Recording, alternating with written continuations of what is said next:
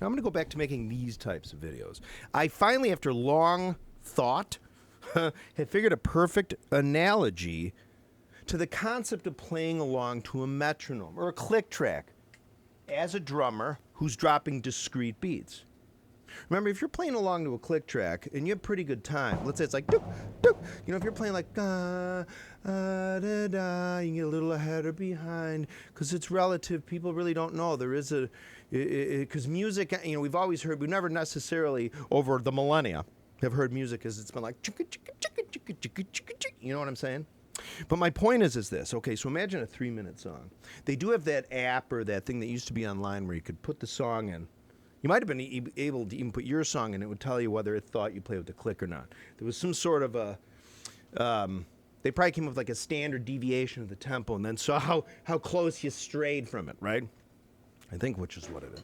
But my point is a good way to describe, like, the hard-on, I don't necessarily have a hard-on for click tracks or metronomes, but it's just making the final result perfectly quantized. I'm serious. That's really what it is. If I can really say it, the final result, I hope one of these isn't muted, perfectly quantized. Because what it does is it robs, your brain can tell, maybe not in each and every instance or something, or maybe certain ballad type songs. Like there might be certain chordal songs like minors or something, or velocities that are slower, that if it is a perfect, you won't really necessarily notice much. But if it's faster, it's like, nah, I want a sandwich. It's like, nah, nah, nah, nah. I can guarantee you if you don't sort of quantize everything, it'll sound funky. So it's really binarily. I think a lot of the times you either quantize or you don't. Well, my point is this. Here is the analogy or the way to think about playing to a click track, whether somebody plays really well to it or really poorly to it, or just to demonstrate really how it works or how it should work. Now, the thing is imagine this.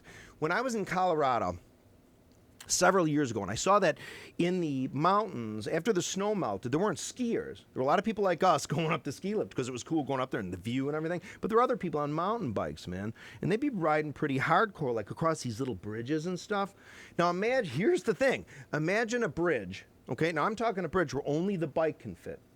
Now, you can have different gauges of how wide this bridge is going to be. If the bridge was 8 feet wide, everybody would do it. You'd only have occasionally somebody who really wasn't paying attention or texting, who had a couple cocktails, who smoking numerous joints, fall off the bridge, right? But what I'm saying, if everybody more or less said everyone was sort of really who they are, and you know, they got up, they had a good night's sleep and stuff, they could ride a bike, and they've been riding a pretty long period of time, drummers that are experienced, there would come a time where you could get that bridge more narrow, and you'd kind of, it's in your best interest, at least survival-wise in this case, I'm serious here, to stay on the bridge, you won't fall off.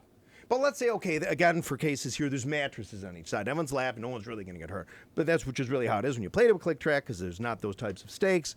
My point is, there are people that would really, after a lot of practice anyway, to be able to ride across, and let's say they don't even have to pedal. Let's say the velocity, it's a fixed 15-mile-an-hour velocity on the bike. And if you did it long enough and more relaxed, where you'd probably be able to one-handed, even, you know, you'd probably stay pretty close to, even if the bridge was this, let's say you had a tire that was this wide, and the bridge was only this wide, there'd be people that even one-handed, after a while, possibly no-handed, who could get across it. And there would be slight variation. They might go like this a little bit. In fact, they will, because they're human beings. It's the nature of time. You know, even like an atomic clock over time will start to go inaccurately. I'm serious. It's so with us human beings, it's small examples. My point is that though, well, a couple things. If you're anxious about it, as I've said in other videos, as your fear level goes up, your ability to sort of do it without being hindered by your fear goes way down your ability. I mean, you're likely to fall. My point is this. Let's say in click track, Berg, before you could quantize things, back in the 50s through the 70s into the 80s or 90s, where like there were certain drummers, like how well do you stay on the click? My point is you can dance around it a little. Like if you're going like,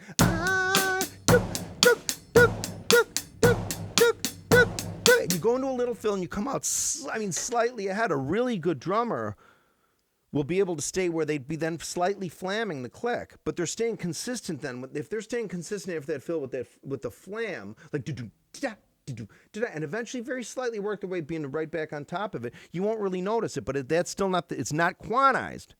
That still sounds somewhat human because, I mean, your brain can sort of detect. It sounds more musical because it's the way you've always heard it, right? My point is, so if you think about it after a while, playing to a click, what you want to do really, to get your time good anyway, is get really good playing to the click, because there might be sometimes you might egregiously rush a fill or something. Then you have to think about it feels a certain way when you play it to a click. Even though it might feel like you're, oh man, I'm slowing this fill down. But for whatever reason, until you get used to feel like you're slowing that fill down, that's really in real time. Those things happen over time when you practice. But my point is, so if you think about the bridge, right? You're going across the bridge. There's going to be very slight like this, but there'll never be a time where it gets perfectly straight like this. Like no matter how many times you did, if you did it a quadrillion times, I can guarantee you, if a 3-minute song, which would be if you're going 15 miles an hour, how long would that bridge have to be? Well, 15 miles in an hour. So 3 minutes. 3 minutes, you divide it by, that's 30 half, divided by, you bring it down to 10, right? 10%. So half, so let's say 10 miles, 5 miles, 2.5. Oh, wait, no, 5 miles, 50 seconds. Okay, so 10 miles. Let's say it's like a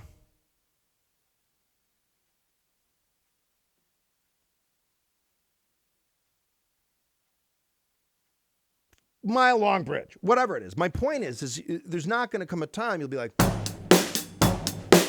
like perfectly on it. There might be some artistes that after all that time might, but it would be very barely noticeable. My point is there's no reason, unless to me, I always had this mindset, if you played to a click track, there was no point in not being right on it. You know what I mean? If that's really what you're going for in Quantizeville, it's kind of unattainable unless you quantize it. But my point is this.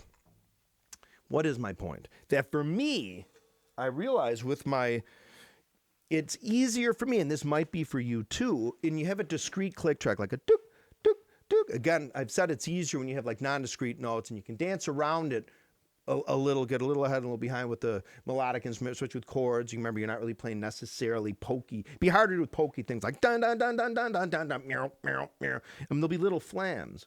Like I'll see people like composing songs. Like I remember there was a clip of Peter Gabriel, and he was like programming into, and this is 1982, I think. We hear a little mistake, but they had a smoothing thing somehow. Like he did program it into not an ARP. What were those called? A Prophet. Copeland used to. They were like $500,000 back in the day. What were they called? But they were essentially really big, expensive. You program like. I mean, that was a big deal back then, which was really quantized, but not quite as quantized. Depending, they might have been a little. Let me forget about that for now. Not as atomically precise as now, but my point is you'd hear Gabriel or anybody sometimes writing something where it'd be like, they wouldn't necessarily play it exactly like that. They'd be like, but then, okay, well, let's put it in the grid manually, and then it comes out like that. So my point is a drummer then is tasked with, for 3 minutes, to play perfectly exactly each, like I heard a drummer making videos here, and I think a lot of younger people view it this way. When I play the drums, I see a big grid. Well, you shouldn't necessarily. If you want it, you can, especially for styles of music that are popular these days, maybe. It's the way it's been done, so people are used to hearing it after the fact that way. But if you think about it on a grid, they must be making the assumption that they're going to quantize the drums. And I think what happens there is with music, if there should be, I think human beings' ears, and indeed plants and animals, what jives with the rotation of like shit in their heads, I'm dead serious here. It's not necessarily perfect. It's circular. Okay, again, I'm dead serious here. A circle, like pi goes on forever. The equation, 3.1492, whatever it is, that's for a reason, because it's not necessarily binary. Binary would be if it was 3.14. It's true.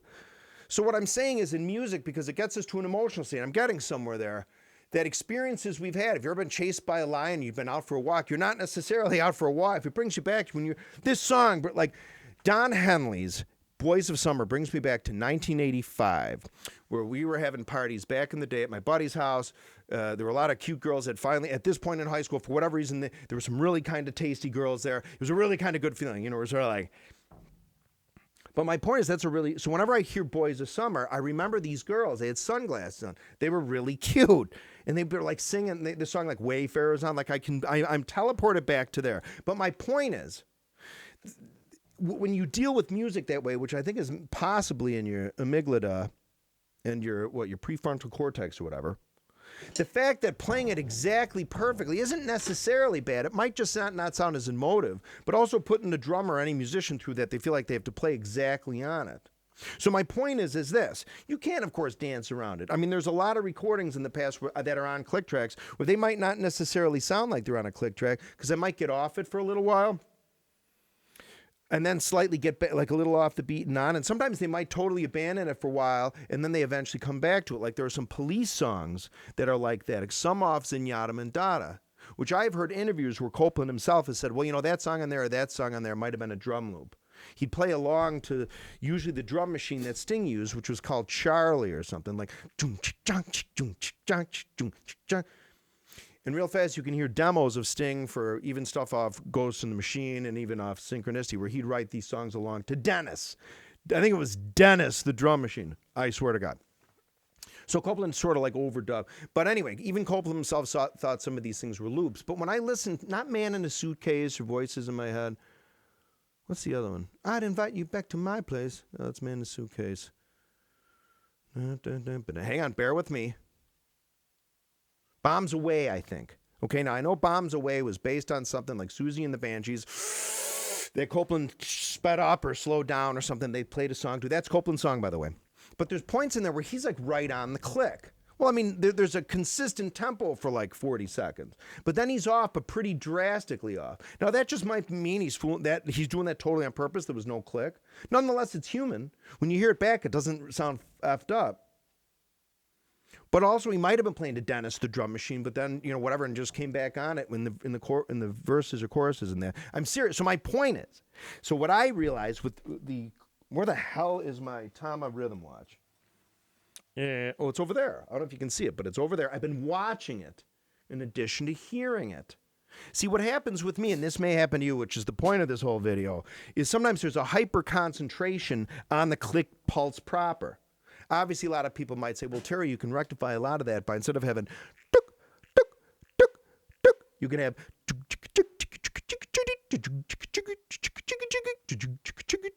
like how Prince and Phil Collins used to write songs.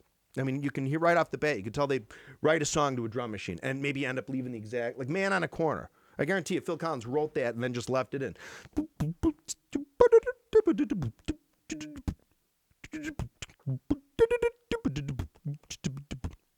It's interesting to hear in Mama, when they're recording, Genesis is recording the what were the pieces? Like little triangles and circles. They were yellow plastic from a game we played when we were kids. Mama was on it, okay? Illegal Alien, a couple of songs. Down by the Seaside. My point is, they show them recording that. Phil Collins took a bunch of video with sort of a new state-of-the-art camera at the time, which was VHS. Somebody says, is that Betamax? He says, no, VHS. He predicted the standard. But my point is, so there's some footage of him quite a bit of when they're in there recording and tracking. I wish a little more when he was playing the drums. He was holding the camera, which he let somebody else hold the camera. But they show Hugh Padgham do edits like the old way, like, and he edits something out. There's a little fill that sounds, what I think they edited out was like perfectly in time. It just was slightly a little, the end of it, I thought was, and I think they sliced that out. Again, my point is Genesis. Oh, yeah, in Mama. When you first hear this demo where they're tracking that song on the front end of it, that was Mike Rutherford's pattern, by the way. But it doesn't go. That is in a weird place. They like switched it around or something. But anyway, back to playing along to one of those. Is easier, at least more settling to your brain than.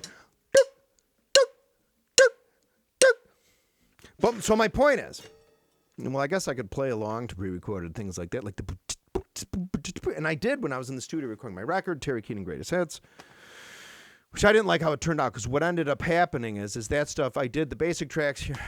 See, now we're sidetracking. That I did were all on a grid. Because I didn't have any other musicians I was working with. And I was planning on replacing each and every sub-instrument I did in Fruity Loops where it was like a big grid, like ding, ding, ding, ding.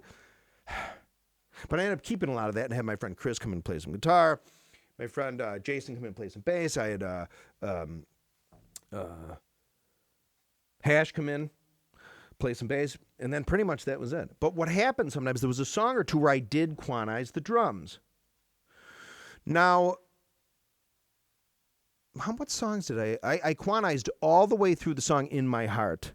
You know why? Because that was just a bitch for me to play it. I was so out of shape with the it's a 5-minute song. You can find that. Actually, I'm telling you, man, if you're at your house and you have a Echo or an Alexa, say Alexa or Echo, play Terry Keating In My Heart, and the frickin' song will come up.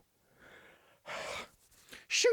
I'm serious, but my point is this. Even for that, I played along to my pre-recorded things, which I in my head heard the song a certain way, which then was sterile when I realized I looked back at it. I wish I did it with the band.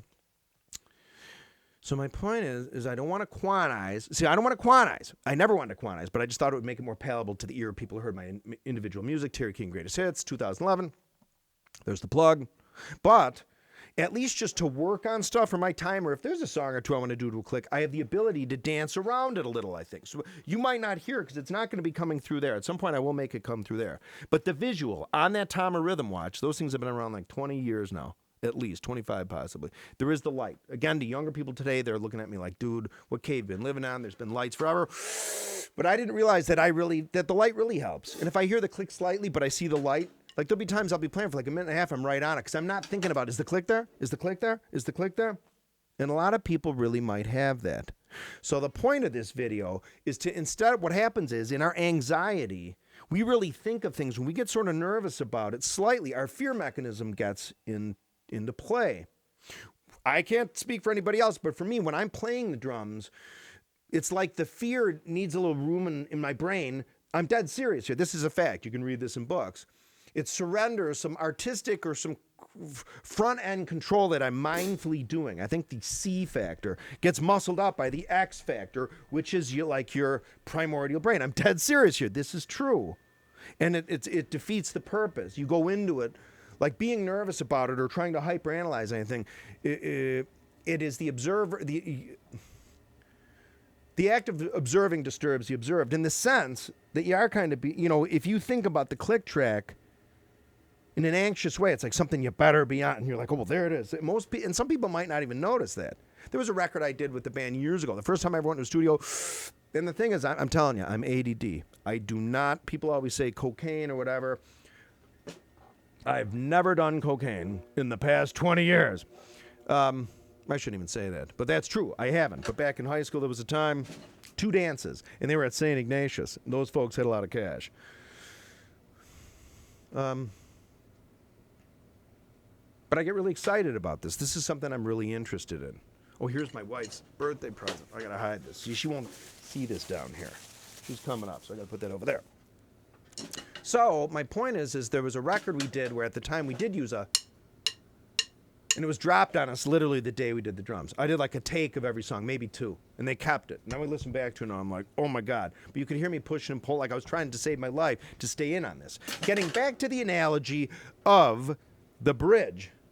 Okay, there will come a time you get a lot better at it, and as you get further and further away from it, it kind of doesn't matter. You won't really notice whether even if you're going like this a little bit from a way distance, it looks like it's pretty straight.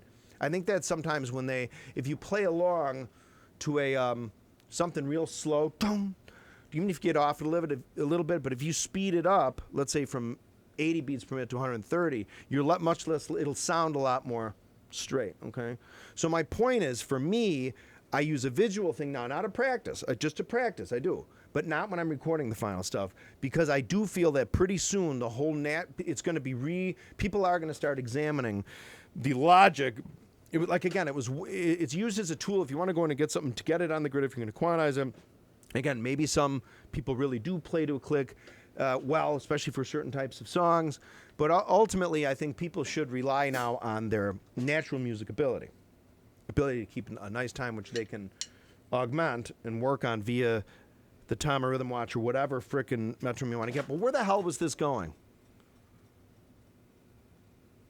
Yes, the bicycle thing was the ultimate way of thinking about it. Yes, okay, and that's just it.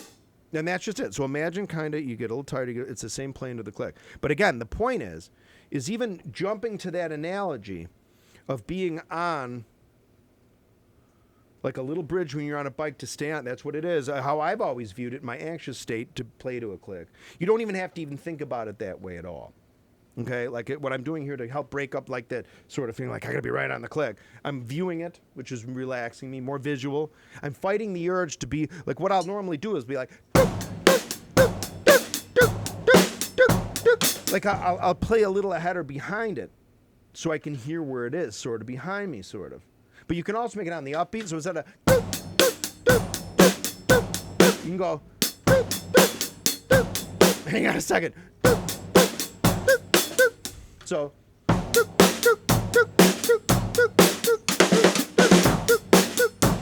and that's good sometimes. That's probably easier to do. That is a good idea. But even then, I overly concentrate on it. So here's the visual thing. So what I'm going to do now, in the any time that's left, I'm going to play, I'm going to demonstrate what I do. I'll do 110 beats per minute, because that's a song I'm currently working on. That microphone is about to fall over.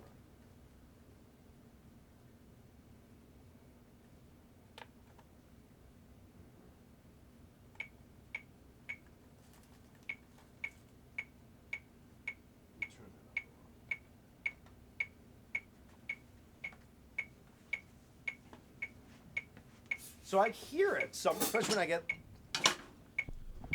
I hear it, but when I get to playing loud, I'll kind of hear it, but I really can keep my eyes in the light. And I'm not necessarily trying to be like, I'm going to be 100% right on it. If I just kind of play and not hyper-analyze it when I'm doing it, like I said, it's been proven in books, if you really concentrate on the very specific thing when you're anxious or nervous, that's defeating a bigger purpose. Here's what I'm doing is I'm sort of going to chill. You know what I mean? You can do like the Prince thing or the Phil Collins thing and imagine a song to it.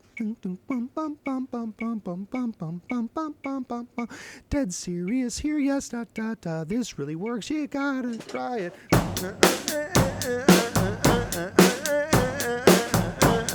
So I'm ahead of it, you can see, but consistently, because I'm nervous. So I'm not even gonna imagine the dun dun dun dun dun in my head. I'm just gonna play. Hang on, this is higher. This is temporarily higher because I've been working on my technique. So I've been really trying to get a more rebound via the higher. Hey, we'll get the red on the 1E and the 1E and the 2E and the 3 and 4E and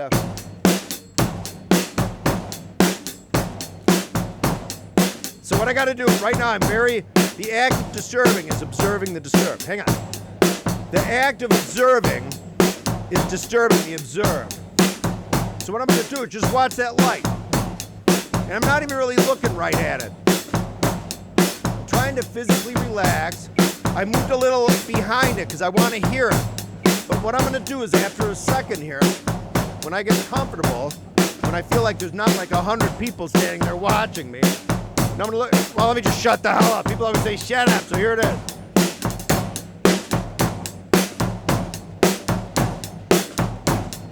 I'm a little off it. Now I'm back on it. Like how what I'm trying to say is there's ways to play around it. How noticeable is it? So see I'm off a little now? Like I'm sort of with it like you might be when you're at an intersection. The guy in front of you or the gal in front of you, turn signals are in sync with yours for like 4 seconds. But then about 8 seconds later, they're totally out of sync. But that still means they're kind of close. That means, but they're a similar tempo. Anyway, so again, my point there is you don't necessarily have to play trying to play exactly on it, especially for any long period of time. I mean, more than like 10 seconds. I'm talking exactly on it, like you can plug those beats into a computer and literally put a wave. So here we go. 1E and a 2E and a 3E and 4E and a 1E and a 2E and a 3 and 3 and a 1E and a 2E and a 3 and 4E and a 1E and a 2E and a 3 and a 4E and a 1E and a 2E and a 3 and a 4E and a 1 2E and a 3 and a 4E and a 1E and a 2E and a 3 and a 4E and a 1.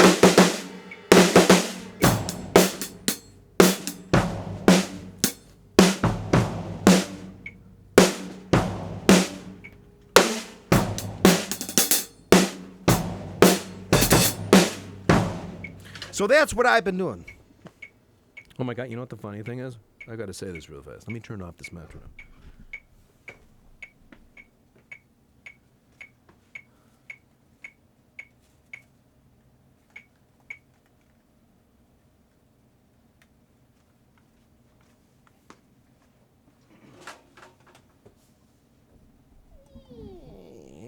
working on my volume level when I talk. I am ADD-ish. When I get interested in something, I do start to talk louder and faster. That's all it is. At some point, I will take some propanol. I have some here at the house to see if it does anything for my tremor. We'll see what happens. What if I take the propanol, which is a beta blocker, and suddenly I turn into like, if my drumming increases, like even my, like if I could seriously do a nice clean buzz roll on command, like bzzz, instead of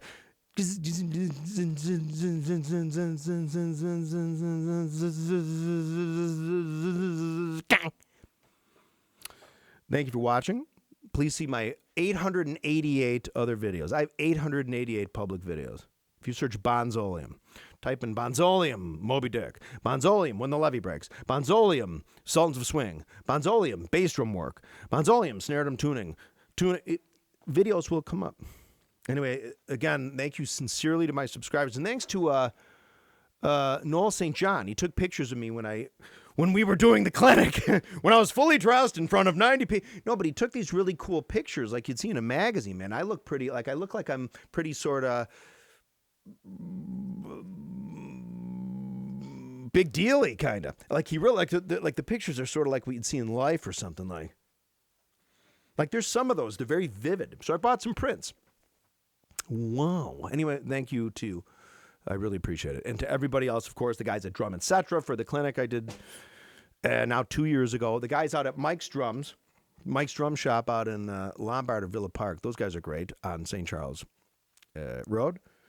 And again, I'm going to start making more videos. I took a little time off because I really want to get I'm really, really working on my technique. And the funny thing is when I make videos, it kind of gets in the way of it. I can't explain it. It's almost like the place I need to practice really well is not the same place like this in my brain. I'm serious. So more videos on the way. Again, I thank you to my subscribers. I hope people find this helpful. Okay, I know it might be convoluted in parts, but my brain I talk a hell of a lot faster than my brain goes. And the gear today I had is my 14x26 Ludwig marching 6-ply bass drum, a 3x13, I guess what now they call like the rocker snare. 3x13. Sounds great. Listen, ready? And then a pair of 15-inch, what would probably be, they'd be like early 70s new beaty. You know what I mean? But I have a feeling that the bottom is a new beat bottom.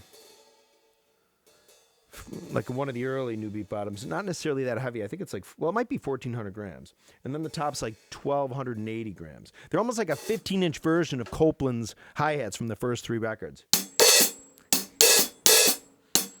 Like, I'm telling you, if you were here, you'd be like, yeah.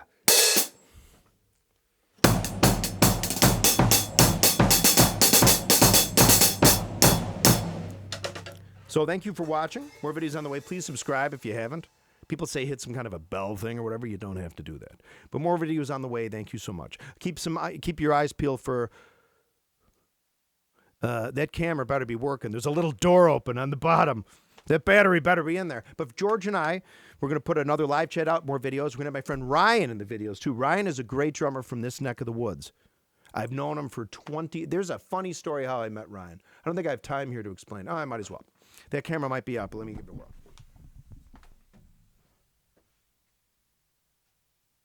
Oh, my God, I have like 50 seconds. So, Ryan, years and years ago, I used to buy and sell drums all the time here at my house. You want to see how fast I can talk? All the time out of my house. Before I was married, I had all kinds of money. I was at the Mercantile Exchange making all kinds of cash, and I was playing the drums, too, maybe in a couple of bands. I was also doing 2 jobs. I was doing shirts. So I had a Radio King cassette, which was real ancient. It had tacked-on bottom heads, and then I also had another Slingerland Radio King, and then another Slingerland 5-ply kit that I'd set up in my brother's bedroom because we were sharing an apartment together. It was the only room in the house that had carpeting. So I put it in there, and he comes over and he sees the Radio King. He's like, not really interested. And I said, well, check this other kit out. It's in the bedroom. It's pretty funny. We still talk about it to that day. And he ended up buying the kit, and that was one of the best sounding sets of drums he and I ever played. 24, 13, 16, 5-ply Slingerland, probably from 75 or 6. Thanks for watching. More videos on the way.